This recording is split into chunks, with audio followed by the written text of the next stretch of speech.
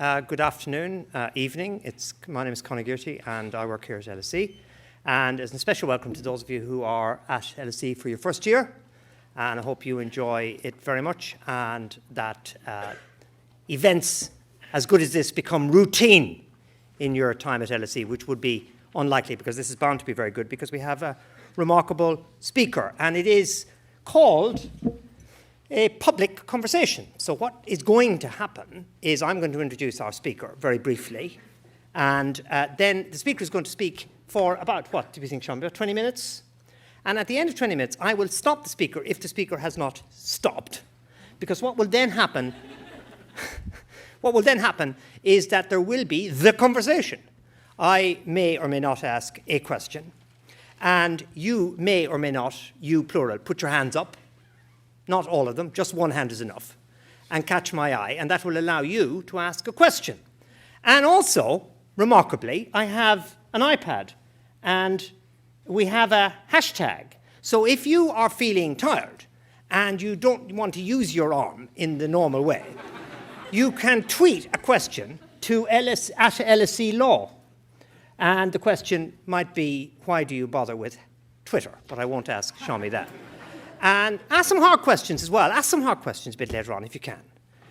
Because I'm sure there'll be lots of really interesting questions and lots of questions that reflect the public esteem in which Shami Chakrabarti is held, who runs Liberty and has worked in the government legal service, interestingly.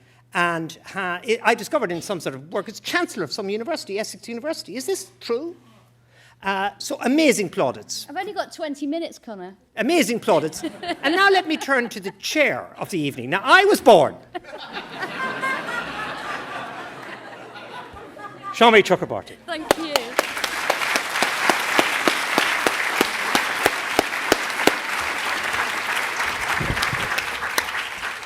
Thank you, Professor. About a quarter of a century ago, I studied here. Ouch. But it means it's always a daunting privilege to return, particularly as the guest of my dear learned friend, Professor Conor Gearty, who I think gave me a platform here about 12 years ago when I was a brand new director of Liberty, and I've never forgotten that kindness and generosity and all the intellectual support he's given our UK human rights movement over the years. So you've heard, I'm Shami Chakrabarti. I'm the director of Liberty, the National Council for Civil Liberties, and the Sun newspaper once called me the most dangerous woman in Britain. Yeah, you may applaud. I'd been dining out on that for years, but sadly a certain politician north of the border has recently been called the most dangerous woman in Britain by the Daily Mail newspaper. And to add insult to injury, she's a little younger than I am. Ouch. Right, so what I thought I'd do is, because I'm here to talk about the book, which is now out in paperback, which is great because it means it's only 10 quid and it's pocket-sized. My 13-year-old sarcastic son calls it a short book with large font, Mum. Right? It's not a legal text. It is an argument. It's an argument told through a story for saving our Human Rights Act. I'm going to read a little from the foreword, if it suits you, and finish on time to suit the professor and not be in detention, I hope. I finished writing On Liberty over a year before the UK general election of May 2015. I write this new foreword just over a month after that election, as the great and good of British politics, law and civil society celebrate the 800th anniversary of the signing of Magna Carta. I am sad that so many of my earlier predictions have proved correct. A new Conservative government, though one with a slim majority of only 12 seats in the House of Commons, has indeed stated its intention to scrap our Human Rights Act. Even the possibility of Britain's withdrawal from the European Convention on Human Rights, alongside an in-out referendum on the European Union, is firmly on the table, and the two issues are commonly and deliberately confused. The deeper, broader attack on universal human rights values has found tragic and graphic demonstration in the shameful spectacle of desperate refugees being left to drown, not in some faraway ocean, but close to home, in the Mediterranean Sea, where so many British families have happily splashed in the decades of the democratic package holiday age. Meanwhile, young people who are as British as me choose not to engage in local or national politics, but instead to leave their families and communities, identify with and die for Islamic State, whose hideous propaganda parades terrified hostages dressed in the same orange jumpsuits now long associated with the abuses at Guantanamo Bay. Senior British politicians rushed to Paris to say "Je suis Charlie" in passionate defence of the free expression of murdered journalists, only to return to London with promises of crackdowns on debates in mosques and universities as part of their domestic extremism agenda. The general election result clearly surprised many across British politics, but it wasn't only the unanticipated Conservative majority that caused a stir. The Scottish National Party, led by the charismatic and talented Nicola Sturgeon, took all but 3 of Scotland's seats in the House of Commons. Sturgeon emerged as the political star of the 2015 campaign, with her apparently easy manner and feminist progressive appeal, inspiring many people south of the border to join a party for which they cannot vote. Ironically, Sturgeon's Scottish nationalists vowed to use their Westminster clout to defend the universal human rights settlement for everyone in the United Kingdom, while David Cameron's Conservative and Unionist Party puts both that settlement and the cohesion of the Union itself in jeopardy. As experienced advocate and new SNP MP Joanna Cherry QC said in her Commons maiden speech, "My message to the House, and in particular to those on the government benches when considering whether to repeal the Act and leave the ECHR, can best be summarised by the words of my fellow countrywoman, Mary, Queen of Scots, when she was on trial for her life before an English court. Look to your consciences and remember that the theatre of the whole world is wider than the Kingdom of England. For it isn't just the Scotland Act, which established the Scottish Parliament, that weaves the human rights settlement into our complex and delicate devolution arrangements. It's also the Good Friday Agreement that paved peace in Northern Ireland, and which constitutes a treaty to which the Republic of Ireland is also signatory. Northern Ireland and Welsh assemblies are as unequivocal as the Scottish Government on the lack of legitimacy that David Cameron's proposed Bill of Rights, light, would enjoy in those jurisdictions. There would be nothing short of a constitutional crisis if a Conservative government in Westminster attempted to impose a new or differential human rights arrangement on the devolved countries. After years of less than robust defence of the Human Rights Act on Labour's part, the then interim leader of Her Majesty's opposition, Harriet Harman, chose the day after the official celebrations at Runnymede to point out the impossibility of the Prime Minister's position. In a stirring speech whose argument was animated by her own long career, Harman spoke first of the experience of being a young lawyer at Liberty, bullied by the authorities and ultimately vindicated by the European Court of Human Rights.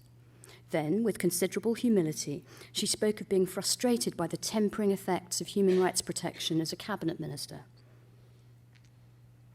But she acknowledged the importance of checks on executive action, and accompanied by new MP and former Director of Public Prosecutions, Keir Starmer QC, promised that her party would be part of the broad movement and cross-party, non-party coalition to save the Human Rights Act.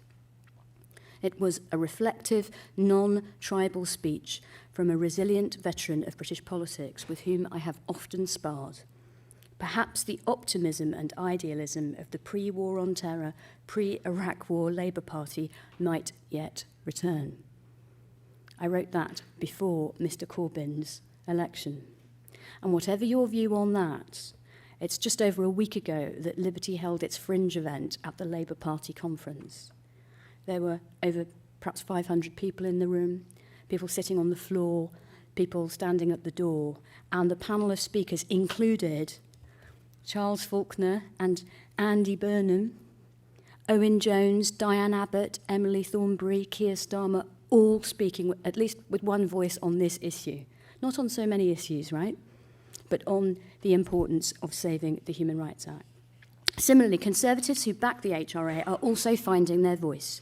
Many from across the spectrum of the party are opposed to the government's deployment of a divisive dog whistle on fundamental rights. Conservative lawyers remember their honourable contribution to the drafting of the European Convention, something commonly seen as Churchill's legacy, and their consistent calls for it to be incorporated into UK law right up to the passing of the HRA in 1998. The former Attorney General, Dominic Grieve QC, widely respected across politics and the law, is their natural leader and conscience. There are others too. Former ministers Ken Clarke and David Davis, from the left, Europhile and right Eurosceptic wings of the party respectively, are also united on this issue. Big political beasts coming together in defence of human rights and the rule of law. The list includes dozens more politicians, either publicly or privately, opposed to the repeal of our Human Rights Act. On the same day as Harman's intervention, Mayor of London and Cabinet member Boris Johnson also voiced his own concerns about whether MPs should tolerate their constituents being given less protection than they currently enjoy under the Human Rights Act. Every victim of abuse of power who has been empowered or protected by the Act has a constituency MP who knows full well the ease with which the innocent may become suspect and the vulnerable be neglected and ignored. These MPs at times lead a split existence. On the one hand, goaded by pundits and kettled by the whips of their respective parties, seemingly engaged in an unending arms race on immigration, security, and crime. On the other hand, confronted in their constituency surgeries and elsewhere with the humanity left behind, whether victims of negligence or abuse by local authorities, the border agency, or police. And they also know, often from bitter experience, that not all newspaper reporting, including of human rights cases, is accurate or fair. The Liberal Democrat Party may have been decimated in the general election as a result of its coalition experience, but there are Liberals in other parliamentary parties, and the new political moment may actually lead to a broader and deeper coalition than can ever be stitched up by two party leaders alone. This is my hope. It isn't just the liberty of the United Kingdom at stake. The impact of our poor Janus-faced leadership on human rights is already being felt elsewhere. Where would human rights in Europe be without Britain's support for universalism? Ask the bereaved families of those murdered in the Beslan school massacre in Putin's Russia. This is what they said in the Strasbourg court in 2014. The European Court of Human Rights exists as a deterrent to totalitarian regimes like Russia. It works to deter Putin's imperialistic behaviour. If the UK were to withdraw, it would be an excuse for our government to say, we don't want it either. Putin would point at the UK straight away. It would be catastrophic. The UK has to understand we all live in the same world and we all have an impact on each other. It is hard to overestimate the significance of the European Court of Human Rights for the Russian people. It is the only deterrent from this lawlessness. It is our only hope. The ramifications go further. Venezuela has already cited the UK's ambivalence on human rights as justification for ignoring its obligations under the American Convention on Human Rights. In a speech to the Kenyan Parliament in 2014 on his charges for war crimes, Kenyan President Uhuru Kenyatta prayed in aid our Prime Minister's denigration of the ECHR. Yet the freedoms enshrined in the ECHR are our answer to the unimaginable horrors of the Holocaust, in which millions from persecuted minorities were brutally murdered by a state gone mad. When people across the world gazed in shame across the ruins of a continent that had ripped itself apart, they truly understood our common humanity and the desperate need to protect it. An integral part of our never again promise, the post-war human rights settlement affords legal safeguards for our most precious values, defending us against torture, slavery, and arbitrary imprisonment, and defending our speech, conscience, and right to life. Yet so much excessive state action fails seriously to make an impression on public consciousness. The nothing to hide, nothing to fear refrain continues to warp legitimate debate over privacy, to the point where those who question the blanket and unchecked collection, retention and interception of our communications are accused of being apologists for terrorists. It's a technique whose full force we have felt at Liberty. In March 2015, the discredited and now largely retired Intelligence and Security Committee of the last Parliament produced a report on the legal frameworks governing surveillance. This watchdog made friends and did not always bark in the night. This was the committee that had failed to spot the dodgy dossier, expose extraordinary rendition, or pick up on the sheer scale of privacy intrusion outside the law. It was Edward Snowden who brought the latter to light, in the process performing a great public service. Do those who call him a traitor and who lash out against campaigners really believe that people and their elected representatives should have no idea of the capabilities and practices being built and conducted in their names? Politics and the law have lagged behind rapidly evolving technology and social media. What was once a conversation in person, by letter or telephone flies instantaneously across international borders, jurisdictions and time zones as we call, email, blog, Facebook, tweet and text. The state wants to know who you communicate with and how, when, where, how often and for how long. It wants to know this about every man, woman and child, both in the UK and well beyond. Now, laudable justifications inform these impulses. There is, of course, no doubt that crime and terror can be and are planned and perpetrated online. But the flip side is that family homes can be terrible crime scenes too. Consider the extent to which young people in particular, that's you, now live their most intimate lives online. To scoop up everyone's data on the off chance that at some indefinite point in the future, some of us will fall under suspicion, or for the purpose of a trawling expedition to find potential suspects, is the 21st century equivalent, in my view, of planting cameras and microphones in every family home. Don't worry, the government will say. We're collecting, but not actually monitoring every moment of your life. And just in case.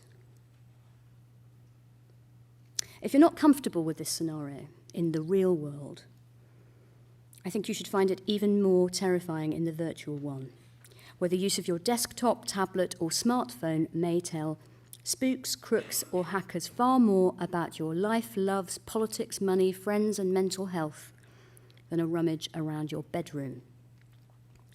The balance between lawful and proportionate surveillance on the one hand and respect for personal privacy on the other is the new frontier for all those who care about human rights. And as always, finding such a balance is inseparable for the preservation of democracy itself. And it can't be reached without universal values and international cooperation. In the second decade of the 21st century, globalization is a reality and not a choice. But why should it only benefit multinational corporations and the super rich whose platinum cards provide the ultimate premier passports with no flag? Why should internationalism just be for money and markets and organised crime and terrorism and not for ordinary human beings and their human rights, values and protections too? This is the question at the heart of our Human Rights Act debate. We will decide who we are and where we're heading, and like it or not, we're telling the world. Thanks very much.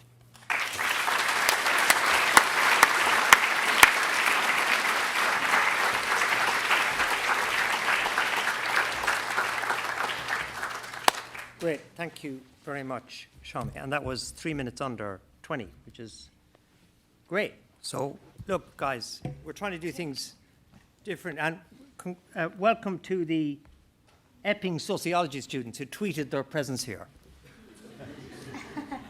And the person who tweeted the Sun or WANKRs, please stop doing that because it can be read, okay? But the tweeting is working, so send your questions in. The point of having a short presentation is to try and draw you into a conversation. So it's intended to deliver on the prospectus. And so we have this time, which we don't normally have, for you to frame questions, make observations, and then draw Shami into that conversation. Can I start? My favourite, by the way, Yeah. is a question, is a contribution that's thinly disguised as a question. Do you know what I mean? When you actually want to have a rant, but you just kind of lift your sort of intonation at the end of the sentence, Yeah. or say, "Don't you think?" Yeah. That's like the best, right? They are entertaining, and I've already identified a number of people I regard as potential contributors. The people who laugh slightly too loud and put their arms up extremely early are usually the ones we go. But you will have your chance in a moment, that hand up there. I want to ask you something which interests me about how you presented there, and indeed what's happening. You spent a lot of time as running Liberty trying to be broadly above politics. You always made quite an important point about how you built relations across parties. And two things have happened. The Conservatives have won an election on a manifesto to repeal the Human Rights Act.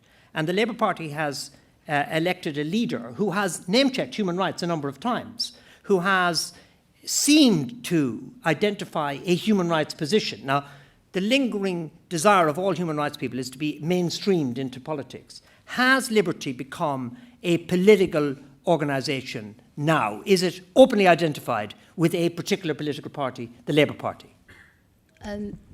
No, we're not identified with the Labour Party, not least because it's early days, Conor, goodness me, all those years of the war on terror, and now I'm supposed to just write a blank cheque to any political party. I don't think so. Also remember, there is the SNP in Scotland. I've been up in Scotland a lot lately because we have we have an influx of members from Scotland, just as the SNP have an influx of members from the north of England, believe it or not. And so that coalition in favour of human rights in general and the Human Rights Act specifically is not just about Labour. It crucially involves Nicola Sturgeon's SNP. It crucially involves Conservative rebels, without whom we can't defeat, terrible authoritarian measures like scrapping the Act. So I say we are political, but we're not party political. This remains a cross-party, non-party campaign. You've just mentioned being at the Labour Party conference with all these people and an array of people. Yeah. Conservative Party conference is on the moment. I don't know, so this isn't a trick question. Yeah. Have you been up there? Not you personally, but what's the reception like in the Conservative Party for Liberty and for Liberty's message? What day is it? Today is Tuesday, isn't it? I'm trying to remember. It's London, so it must be Tuesday. So on Sunday night, we had our Liberty Fringe event at the Conservative Party conference. And I'll be honest, it wasn't as many people at this point as there were at the Labour Party conference, but it was still well attended. It was still well over 100 people. And there was one chap who made the first intervention, and he said, "I'm a Conservative and I'm shocked that this event is even happening here." And he was frankly shut up. Not prevented from speaking, but put straight by these other people around the room who said, "I'm a Conservative councillor in Hackney and I support the Human Rights Act because I support the rule of law and I think that we Conservatives have to worry about the individual against the state." And there were many others. So I think that there's still some resilience there, and that is the reason probably why there hasn't yet been a draft British Bill of Rights and Responsibilities with common sense.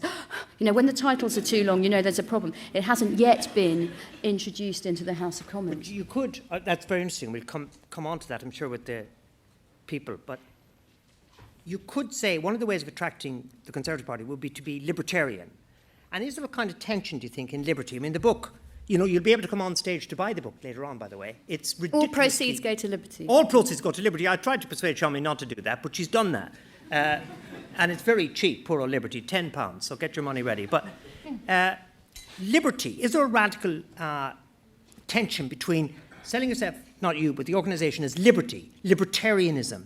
We had this bit of a pseudo-scandal about the paedophile information exchange before the election. No, it didn't happen before the election. No, trying to 30 years ago. Yeah, but trying to condemn whoever it was, Harriet Harman, whatever. there's a libertarian thread in right-wing politics which says get the state off our backs. And some of the supporters within the Conservative Party of liberty would be libertarian. And the human rights thing really isn't libertarian, is it? It's about the state getting involved to protect people, to give them a chance to live. Are you conscious of that tension, or how do you work it through? Well, I would say this. I think philosophically, the post-World War II human rights framework is not kind of limitless libertarianism. It is about a framework for respect and protection. So it is about your liberty, but it's also about your protection, and there has to be some balance between the two. And I think that even a lot of leading conservatives who would call themselves libertarian are not as libertarian as you think. They do believe in, they talk about liberty under the law. And it's really interesting that I've worked with conservatives for many years now in this job, including people like David Davis and others. And I think that sometimes people come on, and people who are not conservatives like you, Conor, who come on their human rights journey. Yeah. And sometimes it starts, with a lot of conservatives, it started with the campaign against ID cards. And you're quite right, it was, overweening state, leave me alone. That's where David Davis began his conversation with liberty. But it ends up with David Davis wanting to protect the Human Rights Act because he knows that the only British Bill of Rights that's going to be on offer is going to give less protection to the individual, including from the overweening state. Yeah. There's a European court ruling today about votes for prisoners, which is fascinatingly raising the possibility that prisoners here will sue for not having been allowed vote in the European court or European election. So it could be that human rights are going to get tied up with the European referendum. Will Liberty take a position? I guess it's another way of asking my politics question. Will Liberty take a position which is pro-Europe, or will it be above, as it were, the referendum? I don't think that my feeling at the moment, obviously, we're a democratic membership organisation, I should say. So we have, our members are the ultimate arbiters of policy, and we have AGMs and so on. And any member of Liberty, and please become one if you're interested, is open to table a motion one way or the other. My instinct is that it's not our place to take a position on the in-out referendum. Our question should be about what kind of human rights protections people should have. We are very pro the ECHR, but I don't think we need necessarily to have a liberty position on the EU. Yeah, but you are a creature of your members, so that may change. I've got to say, absolutely. Yeah. Let's go to the floor. I've got something from Harry Spooner. Is Harry here? Where are you? Well done. No, don't repeat it. The whole point is I read it. Yeah, let's hear more from you, Conor, please. Human rights, yeah. Any chance? I wish I hadn't given her that chance 12 years ago. Human rights seem intuitive, but can you provide us with a fundamental philosophical justification for the existence of human rights? You alluded to philosophy a moment ago. Fundamental philosophical justification from Harry. I've got two ways of looking at the justification for human rights, or where they come from. One is and by the way, Conor wrote a very powerful book about this some years ago. Remind me of the name of it. Can Human Rights Survive? Maybe that one? Possibly. It could have been. Might have been another one. Forget it. But I They're also very short with big fonts. I think that much. My view is that there are two ways of looking at where human rights come from and what the philosophical justification might be. The first justification is one that all sorts of people have in common. Interestingly, a lot of people of faith, we're often told that religious people are always anti-human rights. Not necessarily so. A lot of people of faith very instinctively take the view that human life is precious. Each and every single human life, regardless of nationality or gender or race, is just so precious, whether it's a newly arrived asylum seeker or a newborn baby anywhere in the world, that there has to be some basic protection for their dignity and their humanity. That's now, for some people, that's all a little bit too airy-fairy and almost romantic. And to those people who are not comfortable with the inherent dignity theory, I would say, if you're a Democrat, you have to believe in human rights as well. Because if you don't have the checks and balances that come with some, free speech, fair trials, rule against arbitrary detention, etc., you cannot stop today's democracy like a government with a massive majority that seemed great to begin with, locking up its opponents, silencing the press, postponing the next general election indefinitely. So without the protection for democracy that comes from fundamental rights and freedoms and the rule of law, today's democracy descends into tomorrow's tyranny. So I think you can look at it from that kind of democratic regulatory point of view on the one hand, or go back to that deeper quasi-spiritual, if you like, idea of the inherent dignity of the human being. You talked about, in your book, I'm remembering now, Conor, you talked about Darwin. Yeah. He had a whole other riff, if I can put it that way, that I thought was fascinating too, and I do recommend that book to you. Thank you very much. That book's not available per se. We've got this gentleman here. Now wait a second. We've got this gentleman here. We had somebody, yes, at the very front with a strong light actually pointed at us. Yeah, but you're dark down there. Yeah, but you're very, very, very, very bright up there. That's two. And do we have anybody over here? That's two. We have a third. Yes, the gentleman. We'll take you, and then we'll come back to you because I'll remember you. So let's start with you, then go to you, and then you. Now, with each of you, it would be really good if you wait for the microphone, and then you could say who you are. We'd like to know if it's a student or if you come from an organisation, and it can be a comment and a question, but we prefer kind of brief, either way, really. So, sir, get us started off. Hi, Omar Solomon, work as a lawyer. You used to work for the government. Just interested to know, how has that insight framed your perspective, and is there any part of that experience which has enabled you to make any concessions on behalf of the government? Great. What did you say your first name was? Omar Solomon. Omar. Yeah, thank you very much, Omar. Really nice one to kick off with. Person with the light. I can't tell who you are, but you will give us your name. We've met many times. It's Andrea FMU from Mordaunt from Occupy London. Yeah, I'm sure I would recognise you, Andrew, were there not a gigantic light. All right, my daughter's going to take it. Look, obviously we have great concerns about it, and I'm thinking, especially since I'm with my 8-year-old, and she's being very patient, apart from writing letters to our MPs, apart from articles, apart from jumping up and down on the streets, apart from petitions, what the hell can we do to make sure that we don't lose the Human Rights Act? That's my question. Fantastic. Thank you, Andrea. And we have the lady whose hand is back up. Yes, away you go. Yes. Wait, remember the rule 1. My name's Lauren. I'm a recent graduate, and I had a very similar question.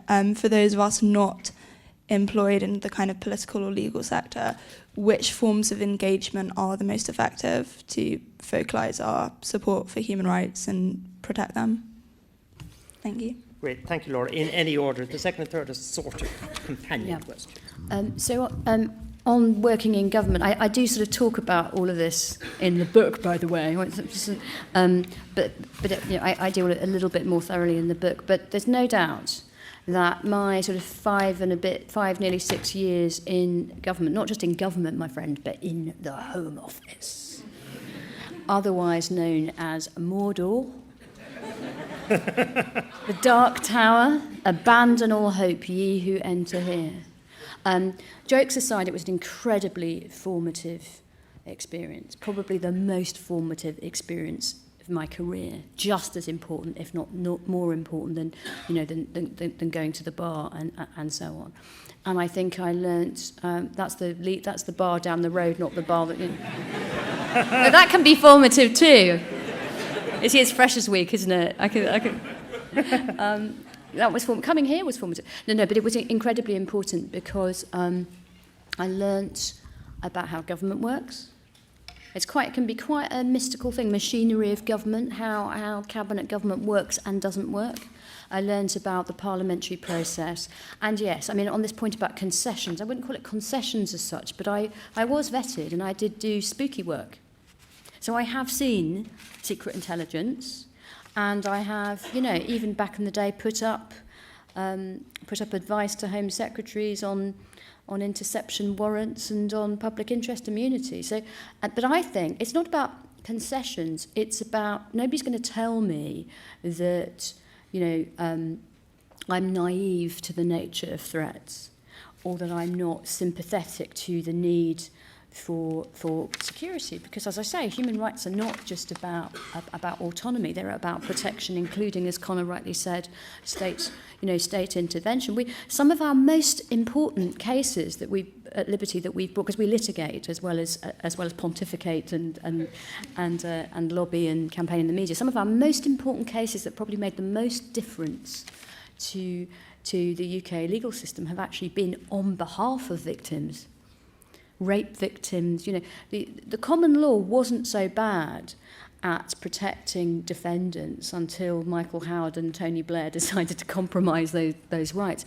But the common law was terrible in lots of ways at protecting defendants. A woman could not be raped under English law until well into the 80s, when the Strasbourg court said, no, you can't. It was seriously, if a woman complained that she'd been raped by her husband, until the late 80s, the police would say, sorry, that's not a criminal offence. It was the Convention on Human Rights and the Strasbourg court that said, no, that would be a breach of Article 3 if a woman couldn't get criminal law protection for that. And the list goes on and on. So I think that it's given me a confidence and an understanding of the other side of the equation. But I wouldn't call it concessions. I feel perhaps more strongly about human rights, having in the words of Joni Mitchell, seen life from both sides now. Can I come in just before we go to the next one? Because I would like to get under the skin of this one. It's quite a tough question, I think. But wondering about leaving government and then a case like ADT, you may remember it. You're in the legal team, it goes to Strasbourg.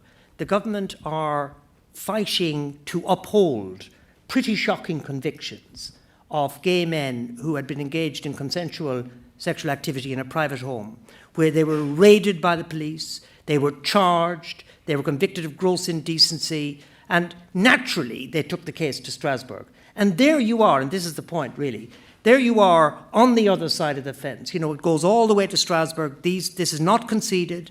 And of course Strasbourg takes about 5 minutes to say this is obviously a breach of Article 8. What are you doing here?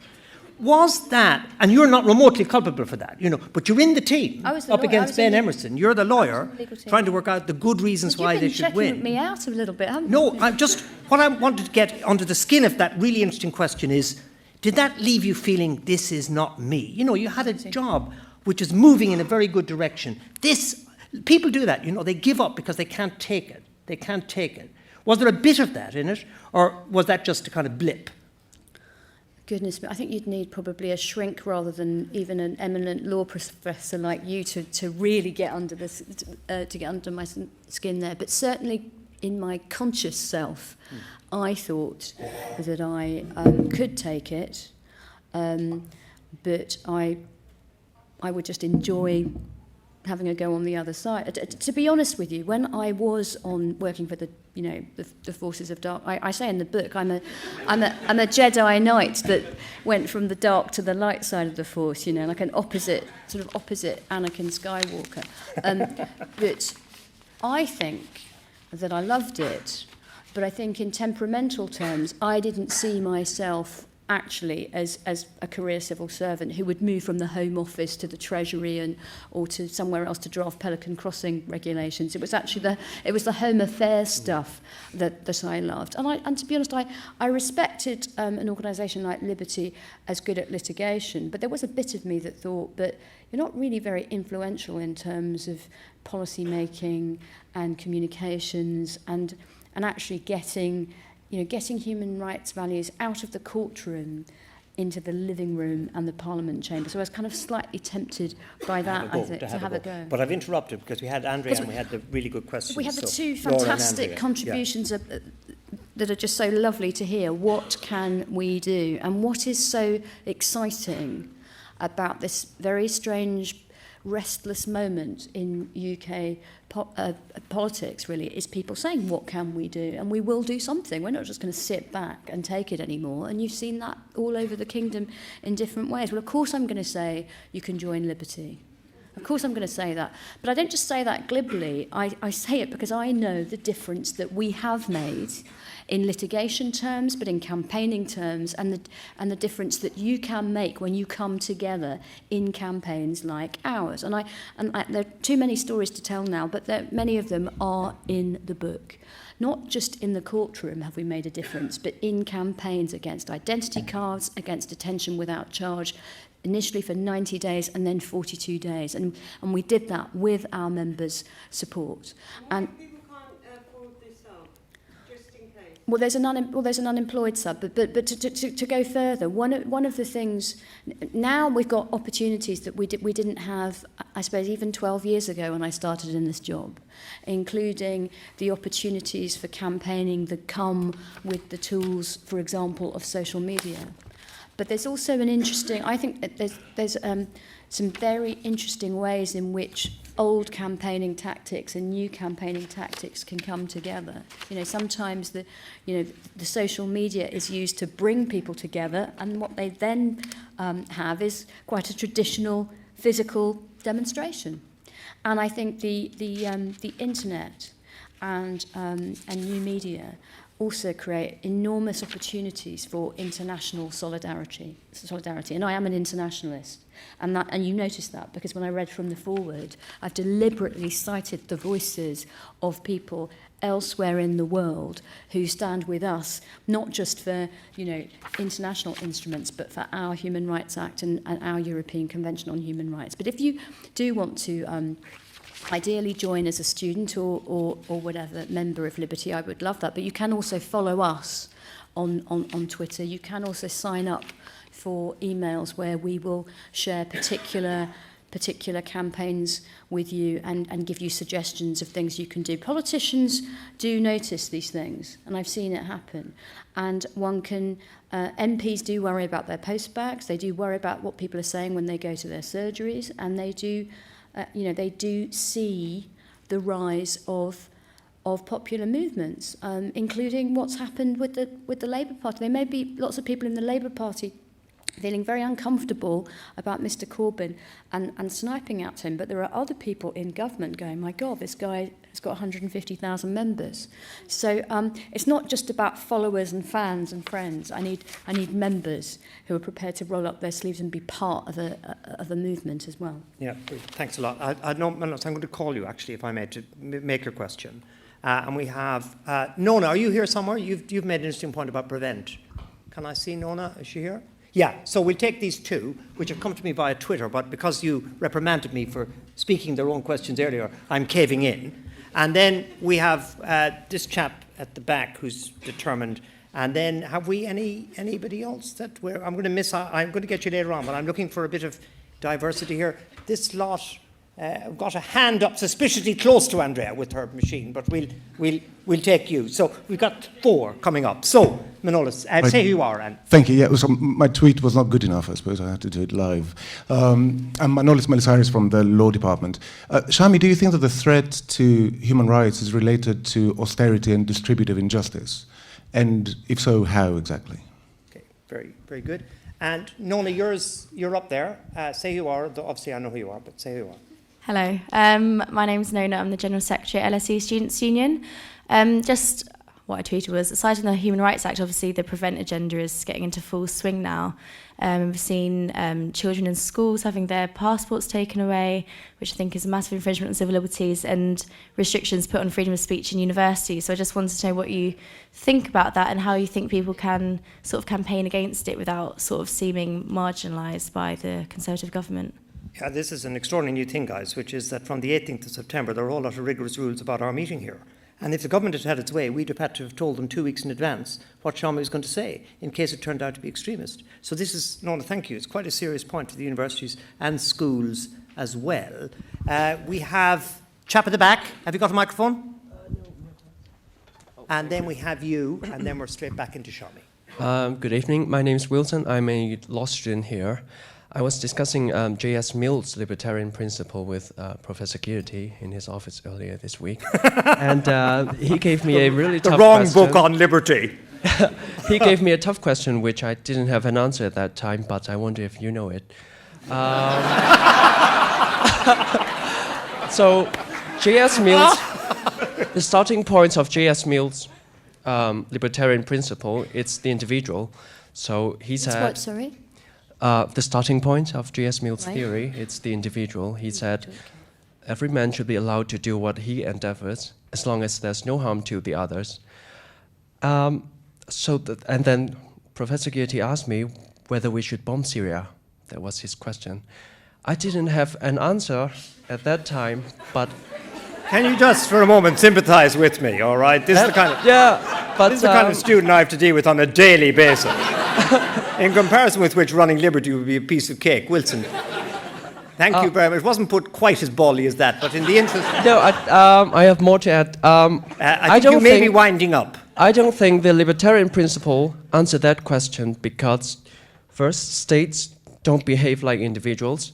Second, states we can assume that states enjoy the same rights as the individual. And third, there's no common authority that rules over nations. And so my questions are, do you think we can really apply the libertarian principles to nations, or to frame it differently, do you see the limits of the libertarian principle? Great. Or I'll stop you there. But actually what people would be very interested in is whether we have a view on the use of force to protect the human rights of other people, which we all remember from Afghanistan with the Taliban, and we're seeing again with ISIS. The last one, Madam, at the beside Andrea. Yeah. Hello, my name is Mary. I work for a think tank called Legatum Institute. We're interested in doing a lot of work on freedom versus responsibility and the role of the individual, civil society and institutions. I'm interested because this seems to be a very engaged and educated group of people here, but what do you think is the role of educating young people, particular, or about the workings of politics, how things come to statute, in terms of what we can do to protect civil liberties? I think there are a lot of people who don't quite understand what ending the Human Rights Act in the UK would actually mean. Thank you. Well, it's a handful there. Sorry to give you No, four, but we have time. So of course austerity is always going to be a moment of grave danger to civil liberty, and of course in the book I talk about the formation of liberty in 1934, 2015. These 2 years you would think couldn't have anything in common, right? 1934, there's no internet. My 13-year-old son is shocked at the idea that there was ever a world without the internet, right? Let alone the debates we're now having about the capacity for the internet to do good and to cause harm. 1934, there was no TV really, let alone CCTV or reality TV, and the list goes on. And yet, in 1934, it was a moment of terrible economic inequality, austerity, uncertainty, and division. And the division that inevitably comes from that. And that is always a moment of danger, because that's when you get racism, xenophobia, the rise of far-right groups, not just in Britain but in Europe. That's how it was in 1934, and we see some of that again. And the particular trigger for the formation of my organisation was the hunger marchers came from the north of this country, and they assembled in London's Hyde Park, and they were promptly duffed up by the Metropolitan Police. That's a technical legal term for you first-year undergraduates.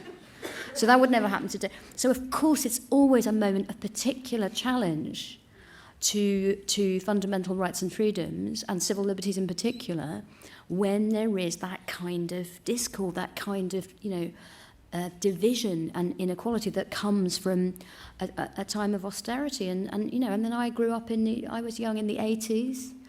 I heard people, conservatives, boasting on the radio this morning that this is all great, it's like Thatcher all over again. Well, guess what? Not everybody has happy memories of that period, a very, very divisive period. And because of division and because of dissent, there is often definitely the room for conflict with protesters and the police, for example. There's definitely room for, and also we're not just talking about civil liberties. We're also talking about people's basic, people's more general human rights. And if we're talking about dignity, people are not going to get the protection that they deserve in care homes, in hospitals, etc., etc., etc., if you get to a certain level austerity. So yes, an enormously challenging time for civil liberties when you have austerity, but also perhaps an opportunity to galvanise and for people to sort of stand together in solidarity and do something about it. What an honour to meet the General Secretary of the LSE Students' Union. No, I mean that. Thank you for coming. I have great respect for General Secretaries of the LSE Student Union. I used to campaign for people like you. I was a mere foot soldier in student politics. I never rose to high elected office like that. I think you're so right to be concerned, not concerned, I think we should be outraged by this prevent agenda. And the bottom line is it's time to resist and to litigate if necessary. That is my view. Because this is just terrible breach of human rights and of the sacred trust, frankly, between teachers and pupils and professors and their students, and it's so counterproductive. So often, I say in the book, some of these most repressive measures, particularly in the context of extremism and terrorism, it's the most repressive measures that are the most counterproductive. Because if you ruin this sacred space so that people can't come and have debate because they're afraid, well, those ideas will go and be dealt with somewhere else, where they won't be challenged and they won't have the kind of, the air and the space that we need. And how dare these politicians say "Je suis Charlie" in Paris, but not in London? It's hypocrisy and it's counterproductive, and it's time. Frankly, you should be lobbying the LSE. You should be, the student union and all of you should be saying to the administration of the LSE, what are you going to do to resist these measures? Are you prepared to litigate if necessary? Are you prepared to say there are certain things that we will not allow to happen on our campus, and then see what the authorities do? That's the kind of LSE that I would be proud to be an alumni of. Some of you will know that we had the chair of Petsu Tahir here to talk about the limits of free speech. And I'm planning a series of talks with extremists. And I think what university people can do is actually, especially at a powerful university like LSE, is challenge the authorities quite directly. I think it's the universities that are more insecure, that are more vulnerable. The student who was reading his book on terrorism as part of his terrorism course in Staffordshire, who is arrested and questioned and so on. So LSE's stand can be, I think, about directly confronting it and daring them to come and have a go to break up the meeting. Yeah, come and have a go if you think you're hard enough. Call the police. Arrest us, sue us, prosecute us. I think sometimes it's. Sometimes one has to consider that kind of approach. Wilson, was that your name, Wilson? Yeah. The wonderful point about what goes on in Professor Gearty's office. Yeah, I think we can. I think we've actually had enough of that bit. I think. So. I'm a human rights person. I do think there are limits to just a simple libertarian injunction. I think that JS, some people were very cross, particularly some gentlemen of the right of politics were very, very cross at my audacity in calling my book On Liberty. It's like very, very cheeky, frankly. Who is this sort of middle-aged brown woman to name her book On Liberty? What a cheek, right?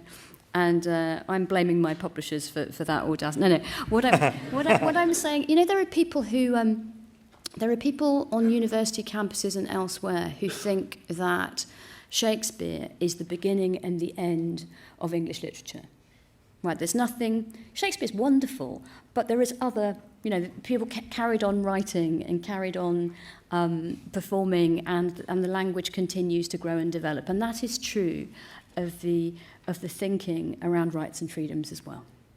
And so, in short, Mill made a very important contribution, but it does have its limits, and I think that we've got further than just a very simple libertarian harm principle now. And I think the beauty of the post-World War II, we've also got a bit further than blooming Magna Carta, frankly.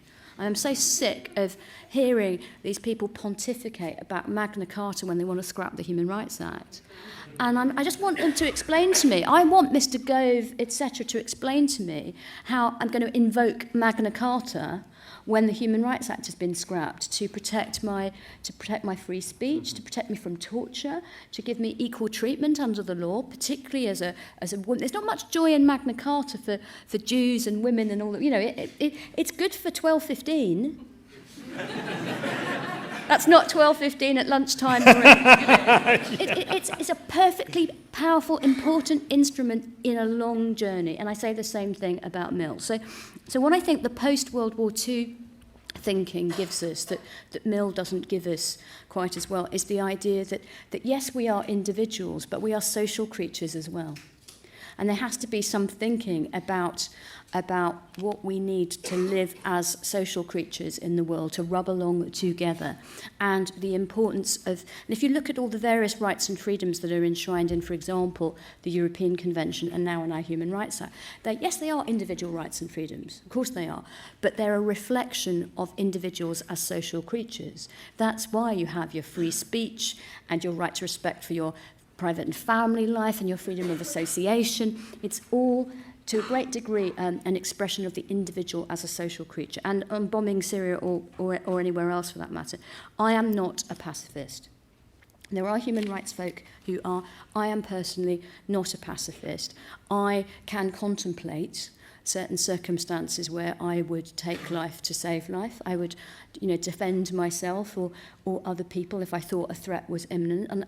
And I can imagine, theoretical situations where one would even go to war to protect people from genocide, etc. However, I get a little bit fed up, just like I get fed up with all this Magna Carta business, the hypocrisy of that. I get a little fed up with certain politicians who will only invoke human rights when what they want to do is go and invade a country over there, but they will never invoke human rights when the victims of those wars are refugees over here in need of human rights protection. Educating young people on, I think it was kind of the political process generally and perhaps human rights in particular. It's the sort of thing that we all say is important. It's like believing in motherhood and apple pie. We believe that young people should get human rights education, should get a knowledge of the political system. But of course, there are so many vested interests pointing away from it. That's really the problem. It's not just young people, it's all people. The Human Rights Act was passed in 1998 by a new Labour government that was already getting cold feet, frankly. That's why it took them 2 years to bring the Human Rights Act into force. And by the time they'd had all the advice from me and my colleagues in the Home Office and elsewhere about what the Human Rights Act would mean in practice for the protection of suspects and refugees and all sorts of other people, they had cold feet. So they were not doing public education about this wonderful instrument. And that's partly why human rights are so under threat, because knowledge is power.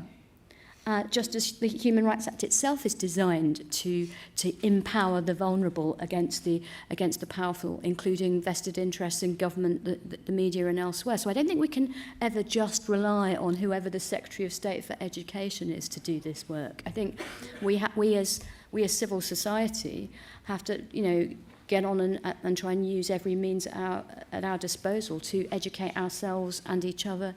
And the real thing is, it's not even about education, it's actually about radicalisation.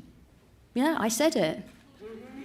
It's actually about using that word in a positive way. People need to know their rights, and then they need to be having the debates using the Human Rights Act as a framework. It's not about spoon-feeding people, telling them what the right or wrong answer is to any particular question. There's something's come in. I'm going to go around. But Sham, are you here? I don't know. Sham, sorry. Are you there? There you are. You don't have a dog in your lap with a Christmas hat on, so I didn't recognize you. But he's asked... Yeah, Twitter is revealing, I know. But despite his absurd picture, he's asked a really related question. I'm going to read it out, Sham. It's a related question. It's on my mind a lot with this stuff. We preach to ourselves. There's a little bit of this with the Corbynistas. We preach to ourselves. There's the 500 people. We applaud remarks about the sun. Are we talking to the community? And Sham's question is, interested to know how you make human rights relevant to the people who decide elections, not necessarily the people in this room. So let's get an answer to Sean before we go around the table again, and people can try and catch my eye. I'm trying to do a little bit of balance. So do you want to answer that one quickly? Well, partly I speak to a lot of different people in a lot of different rooms all over the country, pretty much every day and night of my life. So yes, this is like a bit like coming home, isn't it? Except I'm a bit older now. But coming back to the LSE, of course, I tell the Sun joke, and I'm hoping for a bit of a laugh, etc. But as I say, I was at the Conservative Party conference on Sunday night. I was at the Cheltenham Literature Festival. I'm speaking to lots of different audiences, and they are across the political spectrum, and increasingly across different age demographics and class and income demographics. So I don't think we should... Conor's quite right. We don't want to preach to the choir, but we also mustn't always assume that we are the only people that care about human rights because we're kind of at the LSE and we're kind of that sort of person. There are, I think ultimately there's a lot more that binds people together than divides them if they actually get access to the information, the truth about what's in the Human Rights Act and what isn't there. And they get armed with the stories of the way that people like them have actually been protected. That's people serving in the military, as well as those that they detained in Iraq have benefited from things like human rights protection. It's not always well presented in conventional media because there are some vested interests there, people who don't like privacy laws and so on. But it is now open to us to present this via the internet and social media. And I'm sort of always quite encouraged by the reception that you can get in very different audiences. Yeah, great. That's a really interesting answer. We've got a couple of people who caught my eye. There's a lady here who's going to kick us off. And then there's a gentleman who's had his hand up practically since early yesterday. Now, are you going to ask the question about how many of us are working class? Because you normally ask that question. You can ask that question, and then you can ask another version of the same question after that. So we have you two at least, and you're an elected community. We have a gentleman up here, and that'll be three. So let's start with you. You already have a microphone in a feat of organisation. Hi, I'm Fahia Osman. I'm a sixth former here on a school trip. Oh, thank you. That's great. Which school? You might as well name check the school here. Harris Girls East Dulwich. Very good. Hey, let's hear it for South East London. My question is about Islamophobia and how it contributes to people lobbying against human rights and the Human Rights Bill. And my problem is that as a young woman who is Muslim and who experiences both racism and Islamophobia on a regular basis, people point at people like me and they feel justified and vindicated in being anti-human rights. And there's a complete lack of education there. And I just wanted to know what you think we can do to overcome that. Thank you for that. And who's the we there, out of interest? Do you mean society, or do you mean specifically the women who are victims of this? The women who are victims of it, the Muslim community, but also the wider community. Right, thank you very much for that. Sir, you have your microphone. We need to know your name and your question. I'm Get Your Share on Twitter, and I'd just like to say thank you very much for your wonderful talk. The German state did not go mad in World War II. This was the Catholic Church's second attempt to try and fulfill the Holy Roman Catholic Empire across Europe, which it calls the Third Reich. So does this not mean that the Church and the religious leaders are the quintessential totalitarian regime and are therefore the greatest threat to human rights everywhere across the world? Thank you very much. All right, very, very neat. We got to the human rights at the end in a very incisive way. No, I don't. I mean, good. I was a bit worried with the old Third Reich. Never have to worry. Good man. I always have to worry. a point. You're well done. And the last one is up here. Patrick O'Brien from the Law Department. I guess my question is, why is the politics around this so loopy? There have been several occasions in the last few years where it seemed like the UK might leave not just the Council of Europe but the EU over the issue of prisoner voting, which, however you think about it, doesn't seem like the most important issue. That's really my question. What explains what seems to me from, I guess, an ivory tower, what explains the irrationality around the politics of this? brilliant. God, Great, these are great great questions. Yeah, I'm great really spread. glad that we're doing this format. Yeah, it's fantastic. Isn't it? Because I bore myself. I know it's hard to believe, but this is so much more fun. Much more it's fun great. than me banging on. So thank you for these brilliant contributions. So to take the last one first, why is the politics on this so loopy? There are all sorts of. Again, I talk a bit about my theories about it in the book. I think it's partly that it was very, very unfortunate time. So to go back to what I said previously, you have new Labour government in 1998 commits in opposition to this human rights. I think partly because Tony Blair didn't necessarily expect the landslide that he got. He thought he might perhaps have to work with the Liberal Democrats, and there was an idea that you could be progressive, even radical on constitutional reform, and then be a bit more conservative on economic policy, etc., etc. It was a clever little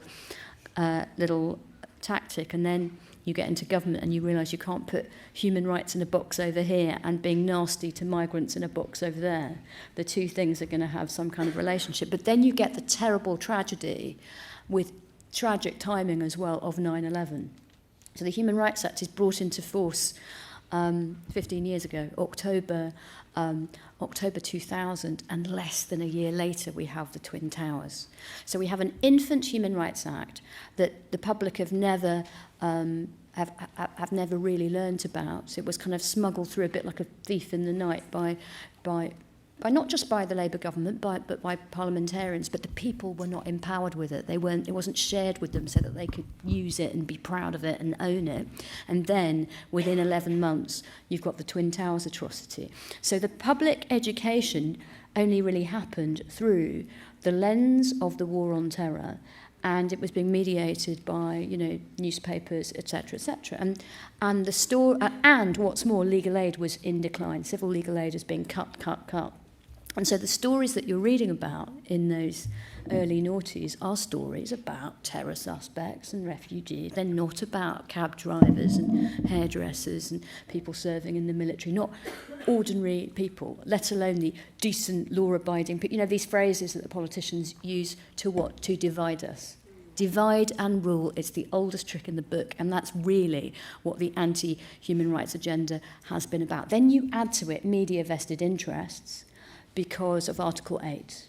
Because it wasn't Magna Blooming Carta, it was Article 8 of the Convention on Human Rights that created the beginnings of some privacy protection, so that and some of these newspapers, they want to do the kiss and tell memoirs the whole time. They don't want there to be adjudication in courts. They're very happy, by the way, some of these publications, to invoke Article 10 when they want protection to publish, they want freedom to publish, but they never want the restriction of Article 8. So you've got another vested interest in there. And then we've also just got some very authoritarian politicians on both sides of the aisle. So, I'm in my sort of mid to late 40s now, and my generation of politicians, not the older ones like, Mr. Corbyn necessarily, and not even the younger ones necessarily in some of the new intakes in both parties.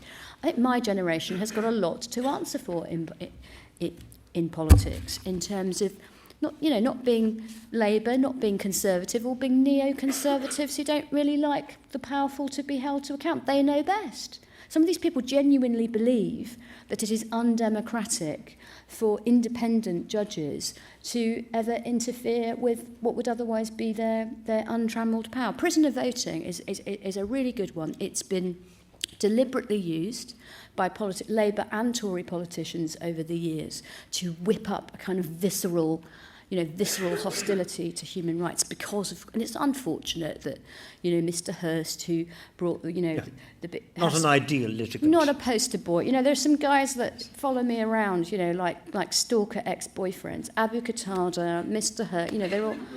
Killing your landlady with an axe is not ideal. It's not a good look, but it's not, and so that doesn't help. But then you've got politicians who, from both sides, who deliberately, I can remember David Cameron in relation to one of the prisoner voting judgments, saying that he felt physically sick when unelected politicians would tell a government what to do about something like prisoner voting. And you hear even quite liberal and moderate politicians say that that prisoner voting is just, you know, appalling. It's a social issue. It's not even civil liberties. Voting, it isn't a civil liberty to vote. I mean, whatever your views on prisoner voting, to say that it's some kind of weird and wacky social issue when it's as fundamental to democracy as voting, I think odd. And in the end, prisoners are one of the ultimate others, aren't they? So it's back to divide and rule. Prisoners are not like us. They are, you know, they're the bad people who we shove in the dustbin, which is why we ended up with a blanket ban on prisoner voting anyway.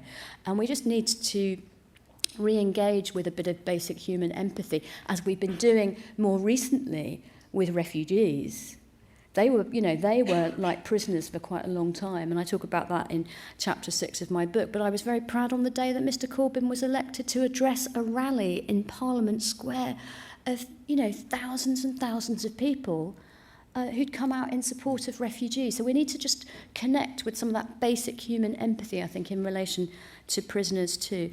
Then I was asked about Islamophobia and racism, and you're quite right that since 9/11, there's been an enormous rise in Islamophobia and racism, and it is completely intermingled with the Human Rights Act debates, and indeed with debates about otherness in general. And I would say to you that you suffer not just from Islamophobia and racism, but from misogyny as well, frankly, because it marks you. Do you see what I mean? Because you're marked out because of the way that you're dressed. I feel pretty physically sick, actually, that European governments would engage in headscarf bans.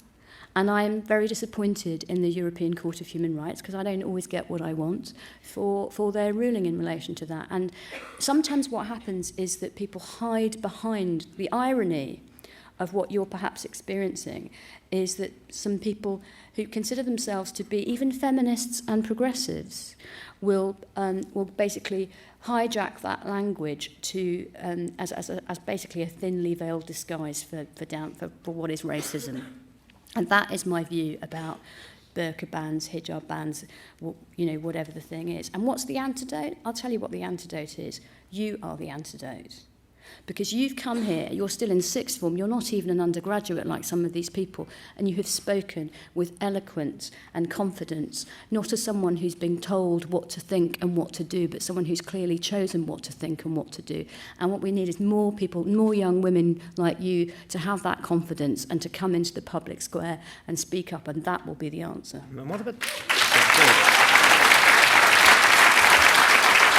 middle ground about religion as an enemy? Which brings me to the small question of religion,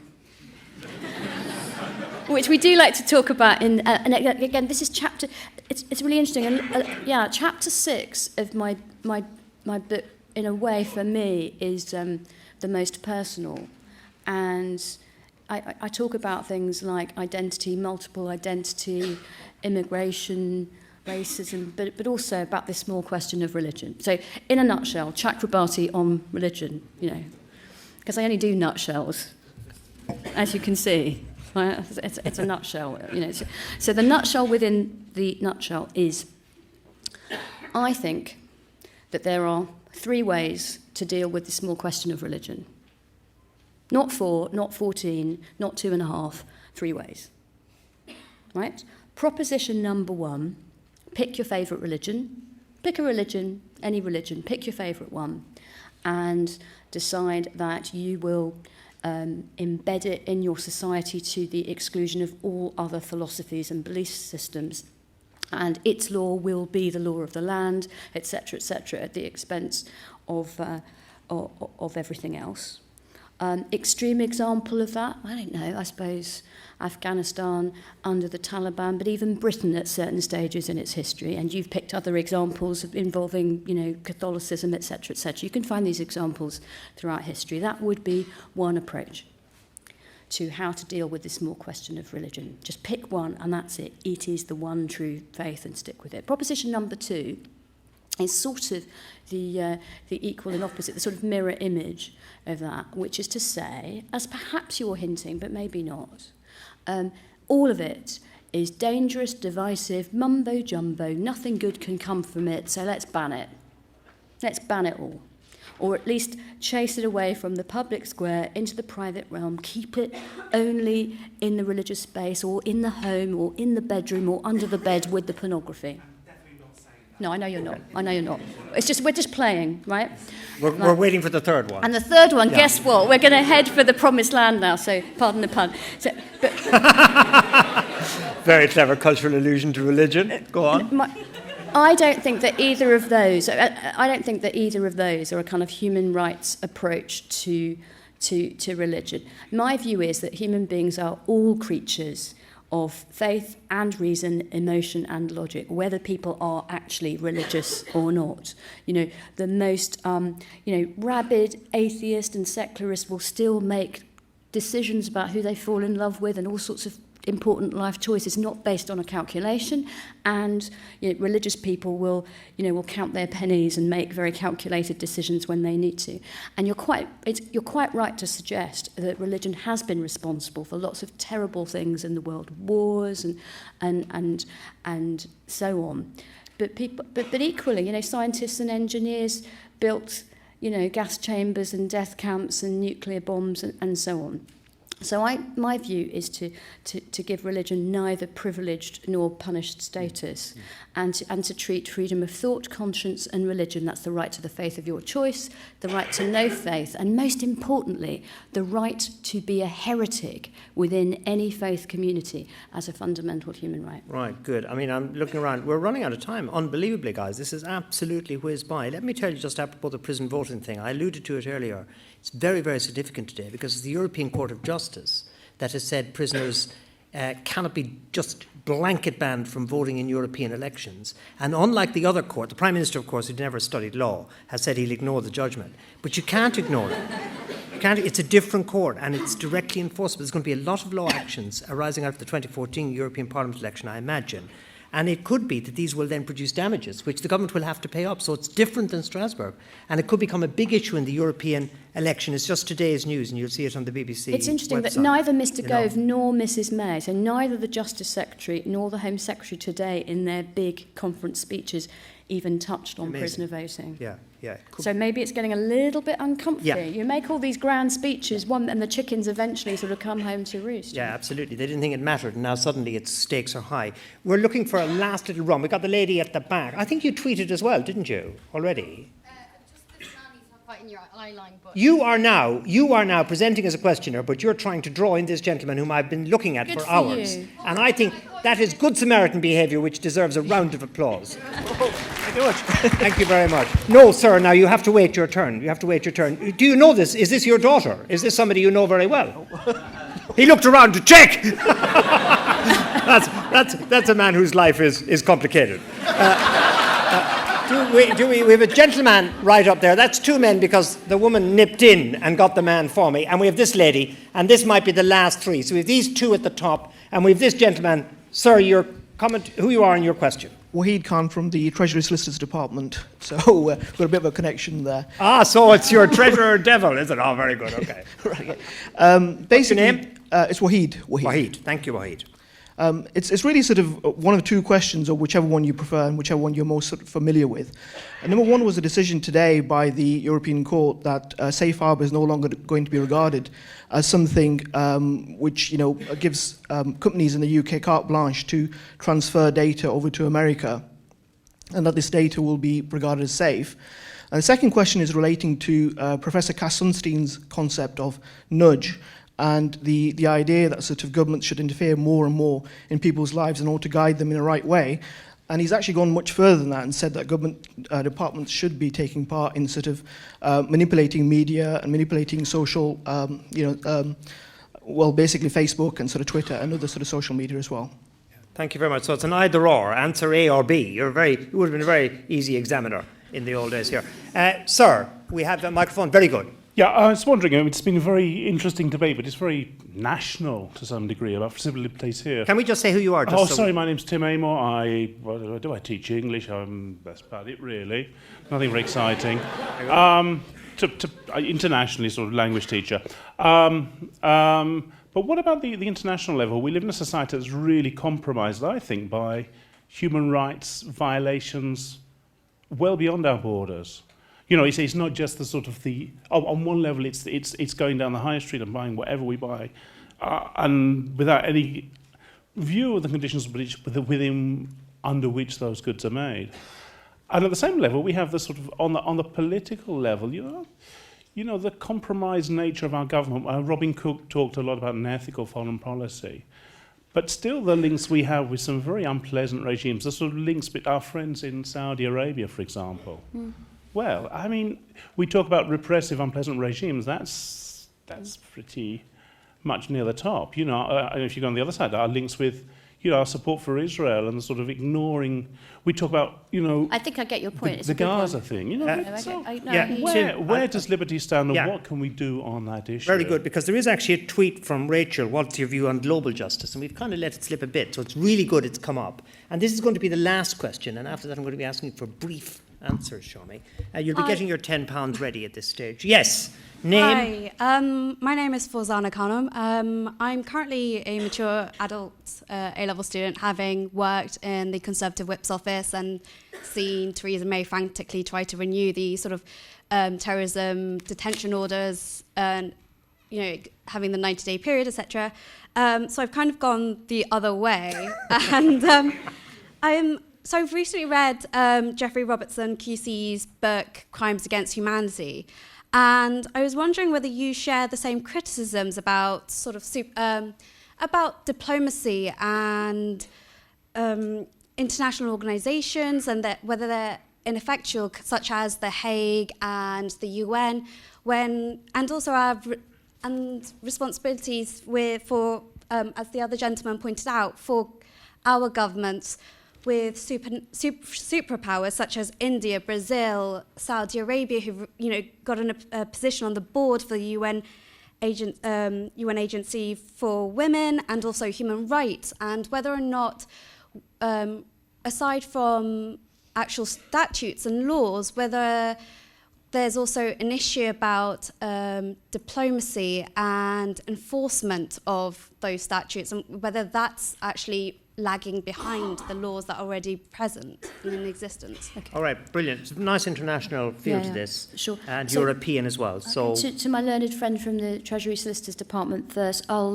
we talked about privacy quite a lot, so let's have a talk. I don't know, I'm not an expert in the nudge theory, but I do think that governments could, if you think you're a government and you're trying to change people's behaviour for whatever reason, I've long been of the view that for too many years governments always go to the biggest stick first.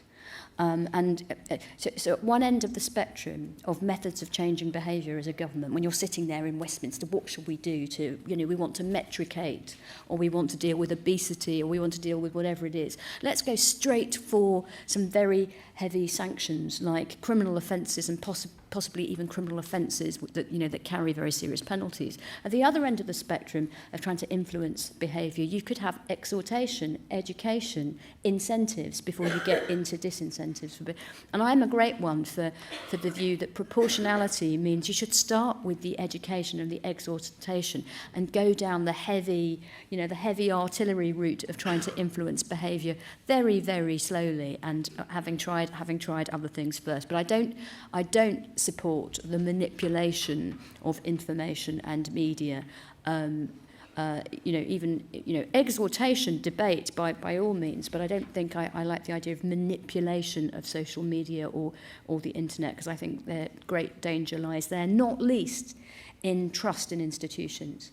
One of the terrible things that happened during this period that I write about is a crisis of trust in institutions. You know, perhaps it started with the Iraq War. The executive could even lie to us about weapons of mass destruction, surely not.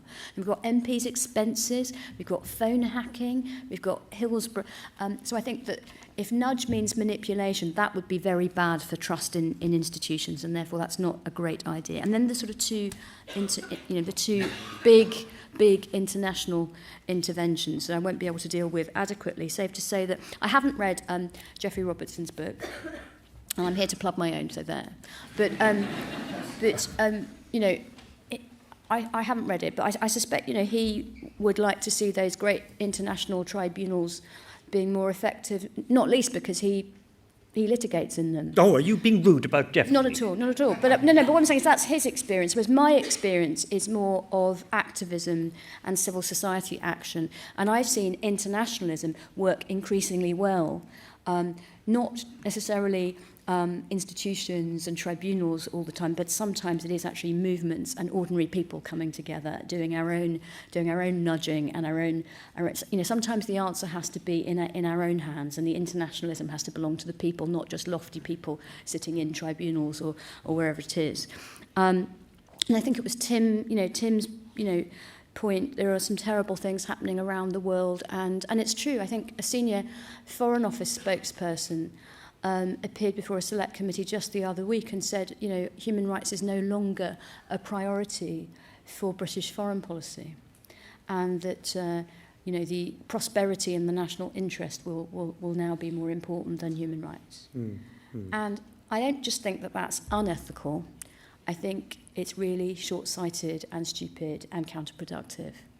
Because one minute they'll say we don't need to have an ethical foreign policy, and the next minute they'll say we have to go to war over there because of human rights abuses, or we have to deal with the terrorists that have grown up in countries where those abuses happened. So you're so right, sir. It's about the global local, isn't it? This is a shrinking, interconnected planet, and there's no way of running away from it. And the national interest is the international interest for all of us everywhere, I think. Yeah, when you think that hypocrisy is a terrible thing, well, is it really when you have a Chancellor of the Exchequer who actually boasts about not raising human rights in China? What about the good old days when the Prime Minister at least pretended to raise human rights in China? No, look, I presume they'll be bringing books onto the stage. Is this right? I was told that what would now happen was a whole series of booksellers would come in. I'm strongly hinting. But the doors should be opened. And one of the event stewards might inquire whether this is in fact the case. Because I know that you're a fairly frisky lot and give you some chance. It'll be like leaving a church and the collection hasn't gone round and you think if you get out before communion you won't have to pay. Well, I'm now busking while we identify where the books are. And I'm busking it away by saying that for those of you who have come to LSE for the first time, this is not only typical of the kind of interaction we strive for, it is actually an exceptional event, even by LSE standards. I always have tremendous confidence in the nature and quality of the questions. The books are missing. This is very sad. There will be a book sale. It is taking place outside with books signing. It's very complicated, this. I shall have to concentrate on it in a moment. But the questions I have full confidence in at LSE and have been proved right again in their variety and range. So you should congratulate yourselves, actually. Congratulating yourselves. Now, you're going to have a chance. Don't use up all of your applause. The book thing is complicated. It's taking place, the grubby business of money is taking place outside the hall itself. Now, Shami is far too grand, if I may say so, to be close to the actual commercial transaction. Shami is going to be here. She's going to be here. And you're supposed to come up with the book, and then Shami will sign it, and she will not mention the fact that you've bought the book. That'd be regarded as rude. So under no circumstances say you think it's expensive. Come up, and she will sign the book. That's right, Shami. And you will add something like happy birthday or hail to freedom. Or whatever you like. Whatever you want, within limits. Within limits. Some of the Twitter things we wouldn't allow, but within limits. Now, before you rush out to spend your £9.99, can we just acknowledge what a fantastic performance that was to come in? No, not yet. To come in and to expose yourself to 1 hour and 40 minutes of questions over which you have no knowledge for knowledge, and to be able to answer them as honestly, including a few tricky ones, as Shami did, is a fantastic tribute to Shami Chakrabarti. Can we thank you for coming to us? Thank you. Thank you.